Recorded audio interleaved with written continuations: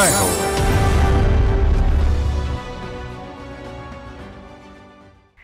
నమస్కారం. అత్యంత సామాన్యుల అసమాన విజయ గీతిక ఈటీవీ జయహోకు స్వాగతం. కళలు కూడు పెడతాయా అనేవారి కళ్ళు తెరిపించే కథనం. వ్యాపారవేత్తగా ఓ వనిత విజయపదం. జార్ఖండ్ రాష్ట్రం రాంచీలో ఓ గృహిణిని కష్టాలు కమ్ముకొచ్చాయి. ఒకనాడు తను ఇష్టంగా నేర్చి నమ్మిన కళ కలకాలం తన తోడు నీడగా నిలిచింది. తర్వాత కథ చూస్తే బొమ్మల తయారీలో తీరిక లేని వ్యాపారవేత్తగా మారారు. తమిళనాట సాఫ్ట్వేర్ ఉద్యోగి ఒకరు సేంద్రియ సేద్యంలోకి దిగి ఆదర్శ నమూనాను సృష్టించారు. ఆర్గానిక్ ఉత్పత్తులను అందుబాటు ధరల్లో సరఫరా చేస్తున్నారు. 2 వైవిధ్య కథనాలతో మీ ముందుకు వచ్చింది జయహో.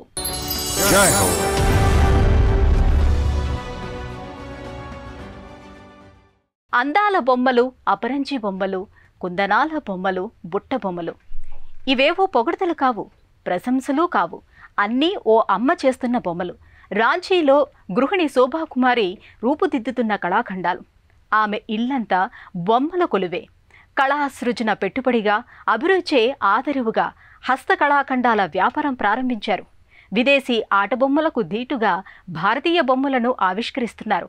ఇటీవల ఓ చేయిని కోల్పోయినా పని మాత్రం తగ్గలేదు.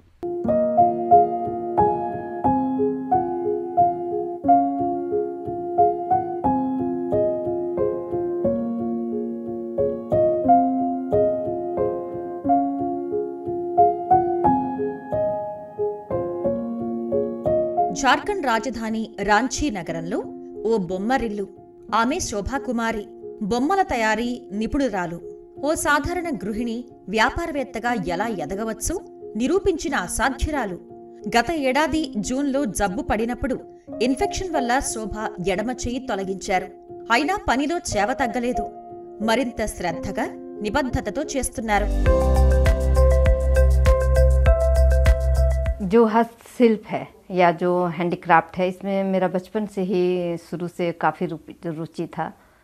హస్తకళలంటే చిన్న వయసు నుంచి నాకు ఆసక్తి ఉన్న అంశం. 7వ తరగతిలోనే నేర్చుకోవటం ఆరంభించాను. అంతే తప్ప ఇదేదో ఉన్నపలంగా సాధన చేసిందేమీ కాదు. నేను నేర్చుకున్న తర్వాత క్రమంగా ఇతరులకు శిక్షణ ఇచ్చాను. శిక్షణ పొందిన మహిళలు కొందరైనా జీవనోపాధిగా మలుచుకున్నారో లేదో చూశాను. అది నిర్ధారించుకున్న తర్వాతే సృజన హ్యాండీక్రాఫ్ట్స్ ను ప్రారంభించాను. అయితే గతేడాది పిడుగులాంటి కబురు విన్నాను. అనేక అనారోగ్య సమస్యలు నన్ను వెన్నంటినా నా గుండె కవాటం ఒకటి సవ్యంగా పనిచేయటం లేదని దశాబ్దాల తర్వాత తెలిసిందే. 8 నెలల క్రితం ఓపెన్ హార్ట్ సర్జరీ చేశారు. కవాటాన్ని మార్చారు. అది నాకు చాలా కష్టకాలం. అప్పుడే చేతికి ఇన్ఫెక్షన్ వచ్చింది. వైద్యులు అరచేతిని తొలగించారు. ఇలా చేస్తేనే నా పరిస్థితి మెరుగవుతుందని వైద్యులు నాకు చెప్పి విశ్వాసం కల్పించారు. ఆత్మవిశ్వాసం నింపారు.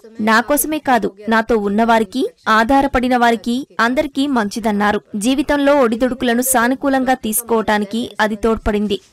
उस समय काफ़ी दिक्कत हो गया. दिक्कत के कारण इन्फेक्शन हाथ में हो गया, जिसके कारण हटाना पड़ा. శోభ ఇప్పుడు ఏ పనైనా అలవోకగా చేస్తున్నారు. డ్రిల్లింగ్ పని, కత్తెరతో నమూనాలు కత్తిరించటం, కుట్లు, అల్లికలు, ఇంటి పని, వంట పని ఏదైనా ఒక్క చేత్తోనే చక్కబెట్టే నైపుణ్యం అలవడింది. బొమ్మల తయారీలో తన 25 ఏళ్ల అనుభవం అక్కరకొచ్చింది. ఈమె బొమ్మలు సంప్రదాయాలను ప్రతిబింబిస్తాయి. జీవ కళ ఉట్టిపడుతుంది. ఆమె కళాఖండాల్లో పౌరాణిక గాథలు ఆవిష్కరించే కళాకృతులు ఉన్నాయి. సంగీత కళాకారులు, యుద్ధవీరులు, జీవన పోరాట యోధులు ఉన్నారు. మెడకు ఉయ్యాల, పసికందుకు జంపాల. పనికి వెళుతూ చిన్నారిని అక్కును చేర్చుకున్న తల్లి బొమ్మకు అభినందనలు వచ్చాయి. सृजन हैंडीक्राफ्ट्स नाम से ही पता चलता है कि हम लोग हैंडीक्राफ्ट्स के लिए कर रहे हैं. మా సృజన్ సంస్థ హస్తకళా వస్తువుల జాబితా చాంతాడంత ఉంటుంది. కస్టమర్లకు మా సందేశం ఒకటే, మీరు మా ఉత్పత్తులు కొన్నప్పుడు ఓ విషయం గుర్తుంచుకోవాలి. సొగసైన ఈ బొమ్మల తయారీ వెనుక మా కష్టం ఎంతో ఉంటుంది. ముఖ్యంగా అవి చేతితో తయారైనవనే అంశం జ్ఞాపకం ఉంచుకోండి. మీరు కొన్న బొమ్మలతో కొన్ని కుటుంబాలకు భుక్తి గడుస్తుంది. వాటిని తయారు చేసిన వ్యక్తి తన కుటుంబ పోషణ బాధ్యతను నిర్వర్తించినట్లవుతుంది. అందుకే ఈ వస్తువుల కొనుగోలుతో మాకు మద్దతు పలకండి. हेल्थ इशू हो रहा है, उसको ये करने में मदद कर सकता है. శోభ తన 13వ ఏట నుంచి బొమ్మలను తయారు చేశారు. తొలిసారి ఓ రాజస్థానీ బొమ్మకు ప్రాణం పోశారు. అప్పుడు వచ్చిన ప్రశంసలతో ఒక జీవిత లక్ష్యం ఏర్పరచుకుని ముందుకు సాగారు. 12వ తరగతితో చదువు చాలించి కళాత్మక పయనం ప్రారంభించారు. 1993లో సృజన హ్యాండీక్రాఫ్ట్స్ పేరుతో తన బొమ్మల తయారీ కేంద్రాన్ని నెలకొల్పారు. జార్ఖండ్ సంస్కృతి పరిరక్షణ, అట్టడుగు మహిళలకు ఉపాధి కల్పన లక్ష్యాలుగా నిర్దేశించుకున్నారు. ये व्यवसाय के पहले भी जो डॉल बनाने का मेरा था, इसके బొమ్మల తయారీ నాకెప్పటి నుంచో ఇష్టం. సూటిగా చెప్పాలంటే ఈ సంస్థ ఆరంభించక ముందే నాకెంతో ఇష్టం. 50 నుంచి 60 హస్తకళాకృతుల తయారీలో శిక్షణ పొందాను. ఎప్పుడూ నేర్చుకుంటూనే ఉంటాను. నేర్చుకోవటంలో నేను నిత్య విద్యార్థిని. కొత్త నైపుణ్యాల కోసం విస్తృతంగా పర్యటించాను. రాజస్థాన్లోని కోటా పట్టణానికి మా అబ్బాయి కోచింగ్కు వెళ్తుంటే నేను తోడుగా వెళ్లాను. అప్పుడే నేను తొలిసారి ఓ గురువును కలిశాను. అక్కడ బొమ్మల తయారీ నేర్చుకోవటం నాకెంతో సంతృప్తిగా అనిపించింది. सीखने के बाद वो संतुष्ट. సంప్రదాయ సిద్ధమైన చేతి తయారీ బొమ్మల ప్రభ తగ్గిపోవటాన్ని శోభ గుర్తించారు. వాటి స్థానంలో కొత్త తరహా బొమ్మలకు ప్రజాదరణ పెరిగింది. అందుకే దేశీయ కళా వస్తువుల తయారీకే శోభ కృషి సాగిస్తున్నారు. ఆమె రూపొందించిన బొమ్మలు గ్రామీణ జీవన చిత్రాన్ని ఆవిష్కరిస్తాయి. దేశ సాంస్కృతిక వైవిధ్యాన్ని ప్రతిబింబిస్తాయి. ఆ వైవిధ్య కళాఖండాల ప్రశస్తి ప్రధాని నరేంద్ర మోదీకి తెలిసింది. తన సృజన హ్యాండీక్రాఫ్ట్స్ లో ఈ బొమ్మలు 500 రూపాయల నుంచి 15,000 రూపాయల వరకు వివిధ శ్రేణుల్లో ఉన్నాయి. విదేశాలలోనూ శోభా చేసే బొమ్మలకు గిరాకీ ఉంది. ये गुड़िया बनाने का तो हम लोग सोच लिए और इसको बनाने का जितना भी इसमें फिनिशिंग हो उसके साथ हम लोग बनाना शुरू कर दिए. బొమ్మల తయారీలో ఎంతో ఎత్తుకు ఎదిగాం. అయినా వ్యాపారపరంగా ఎదుర్కొంటున్న సవాళ్లు మార్కెటింగే. ఎగ్జిబిషన్లను ఆశ్రయించాం. సంస్థ ప్రారంభించిన తొలినాళ్లలో ఈ బొమ్మల్ని ఎలా విక్రయించాలో తెలియదు. ఒక్కో కళాకృతి తయారీకి 3 రోజులు పడుతుంది. కానీ మా కష్టానికి తగిన రాబడిని పొందలేకపోయాం. అయితే క్రమంగా ప్రజల నుంచి ప్రశంసలు వచ్చాయి, అభినందనలు లభించాయి. పూర్తిగా చేతి పనితో తయారైన బొమ్మలివి. ఇప్పుడు మాకు వినియోగదారుల లోకాన్ని సృష్టించుకున్నాం. గిరిజన మహిళ వీపు మీద పసిబిడ్డను మోస్తూ మరోవైపు కట్టెల మోపును తలకెత్తుకున్న బొమ్మ శోభకు ఎంతో పేరు తెచ్చింది.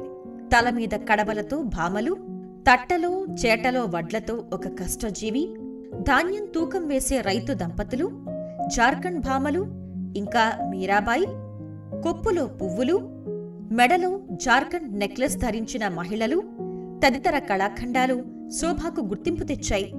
గత 25 ఏళ్లుగా 1000 మంది మహిళలు శోభ దగ్గర బొమ్మల తయారీలో శిక్షణ తీసుకుని జీవనోపాధి పొందారు. 4 से 5 महिला विधवा महिलाएं जिनके है कि अपने बच्चे को एक बेटा ही है उसका. మా దగ్గర 4-5 వితంతువులు కూడా పనిచేస్తున్నారు. వీరిలో ఒకరు గిరిజన మహిళ. జార్ఖండ్ గిరిజన మహిళ భర్త వదిలేశాడు. జీవోత్సవంలా మిగిలింది. ఆమె మా దగ్గరికి వచ్చి మా ఉత్పత్తులను విక్రయిస్తోంది. తన బిడ్డను పోషించుకుంటోంది. ఒక సాధారణ గృహిణి దేశ సంస్కృతిని ప్రతిబింబించే అలంకరణ బొమ్మలు చేస్తూ జాతిమెచ్చేలా ఖ్యాతి పొందారు. ఆమె వేలాది బతుకుల్ని వెలిగించిన ఆశాజ్యోతి. అతడి ఊరు మదురై. పేరు ఎన్టీ ప్రశాంత్ కుమార్. చదివింది ఎంఎస్సీ కంప్యూటర్స్. చేస్తుంది సేంద్రియ వ్యవసాయం. విదేశాల్లో కొలువులోని ఉన్నప్పుడు మనసంతా మదురై మీదనే ఉండేది. ఎట్టకేలకు స్వదేశం వచ్చేశారు. మదురై దగ్గర ఉలగనేరిలో సేంద్రియ పద్ధతిలో 30 రకాల కూరగాయలు పండిస్తున్నారు. ఆర్గానిక్ కూరగాయలు అందరికీ అందుబాటులోకి తేవాలన్న లక్ష్యంతో కార్యక్షేత్రంలోకి దిగారు.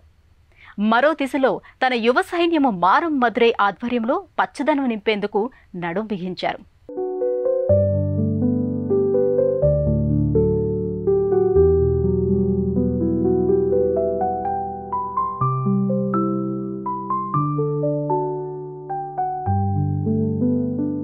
గర్జించే 40లు, రోరింగ్ 40s ఒక పోలికే. 40 ఏళ్లంటే పరిణితికైనా జీవితంలో ఉన్నతికైనా కీలక దశ అని అంటారు. తమిళనాడులో ఒక ఐటీ వృత్తి నిపుణుడి జీవితం అక్షరాల ఇదే వయసులో అనూహ్యంగా మలుపు తిరిగింది. కట్ చేస్తే ఐటీ ప్రొఫెషనల్ అయిన మదురై వాసి ఎన్టీ ప్రశాంత్ కుమార్ సేంద్రియ సాగుదారుగా మారిపోయారు. మదురై చెన్నై రహదారి పక్కన ఉలగనేరి గ్రామంలో 8 ఎకరాల పొలంలో సేంద్రియ తరహాలో కూరగాయలు పండిస్తున్నారు. సేంద్రియ రైతుల్లో నవతరానికి మార్గదర్శకులయ్యారు. పండించటమే కాకుండా విద్యార్థులకు క్షేత్రంలో అభ్యసన తరగతులు నిర్వహిస్తున్నారు. పరిజ్ఞానం పంచుతున్నారు. రానున్న తరాలకు సుస్థిర భవితను ఖాయం చేస్తున్నారు.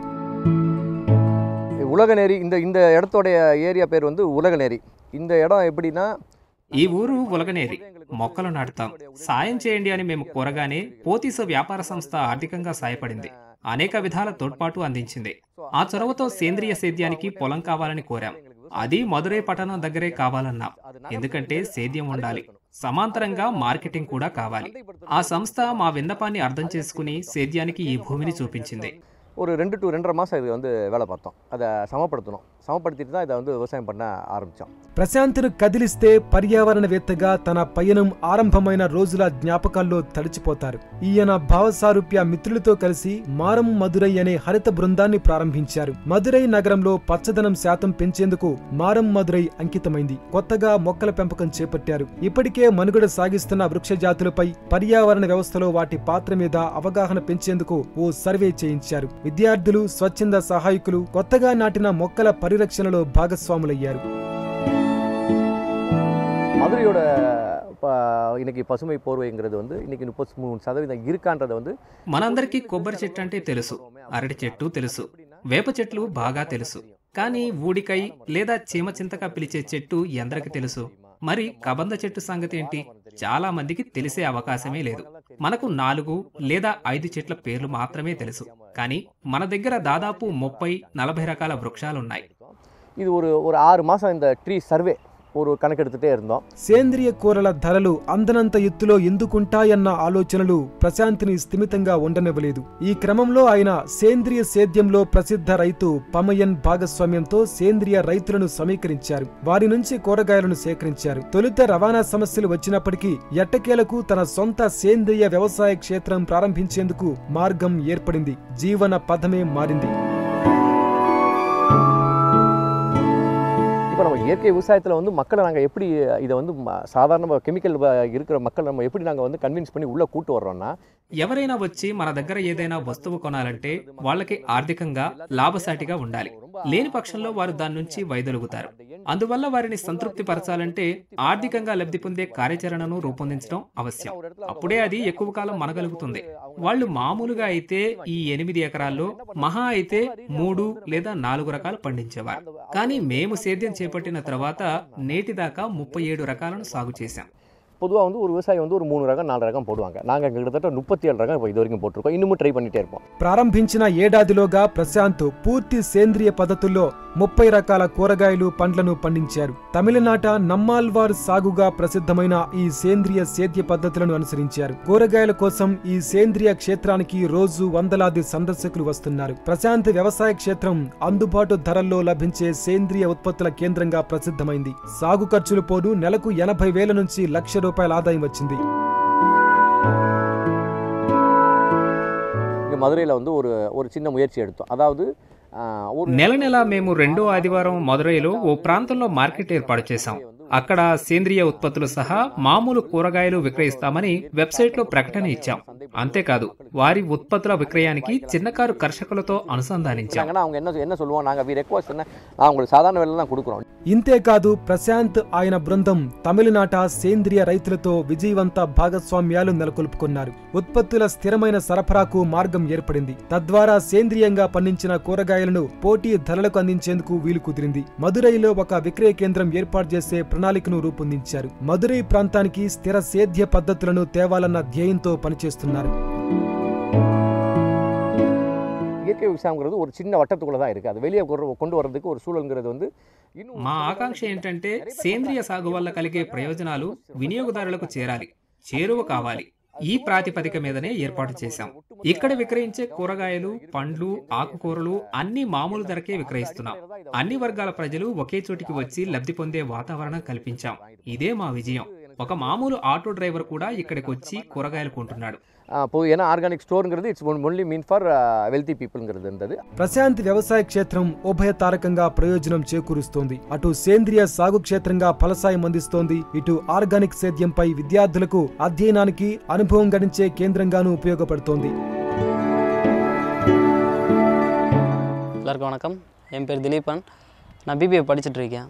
எனக்கு ஆரம்பத்துலேருந்தே இயற்கை விவசாயம் மேலே ஆர்வம் ஜாஸ்தி. ஆனால் அப்பாவுக்கு அந்த மாதிரிலாம் எதுவும் இல்லை.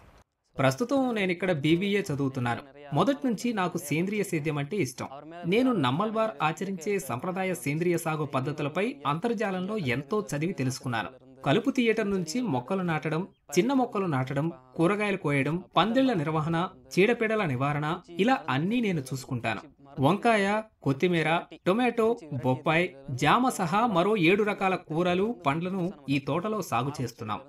7 வகையான காய்கறி மற்றும் பல வகைகள்லாம் நட்டு பயிரிட்டு இருக்காங்க. సాగు ఉత్పత్తికే పరిమితం కాలేదు. ప్రశాంత్ కుమార్ తన వ్యవసాయ క్షేత్రాన్ని విజ్ఞాన కేంద్రంగాను తీర్చిదిద్దారు. విద్యార్థులకు తరగతులు నిర్వహిస్తున్నారు. పోతీస్ గ్రూప్ పొలగనేరి వద్ద ఈ భూమిని సాగు చేసే అవకాశాన్నిచ్చి తన ఆశయ సాఫల్యానికి అండగా నిలిచింది. భవిష్యత్తులో రసాయన రహిత సాగుదారులను తయారు చేస్తున్న ఈయన అవిశ్రాంత కృషి యువ కర్షకులను ఆకర్షిస్తుంది. జీవకళ తొనికిసలాడే కళాఖండాలను సృష్టిస్తూ భారతీయ బొమ్మల విశిష్టతను దేశ విదేశాలకు చాటారు రాంచీలో శోభా కుమారి. తన జీవితాన్ని తనే తీర్చిదిద్దుకుని 10 మందికి ఉపాధి చూపారు. విదేశీ కొలువులు వదులుకుని స్వదేశంలో సేంద్రియ సేద్యం చేపట్టారు మధురై ప్రశాంత్ కుమార్. అందరికీ ఆర్గానిక్ ఉత్పత్తులు అందిస్తున్నారు. ఇద్దరూ స్ఫూర్తిదాతలే, ఆదర్శనీయులే. మరిన్ని కథనాలతో వచ్చే వారం జైహోలో మళ్లీ కలుద్దాం. నమస్కారం.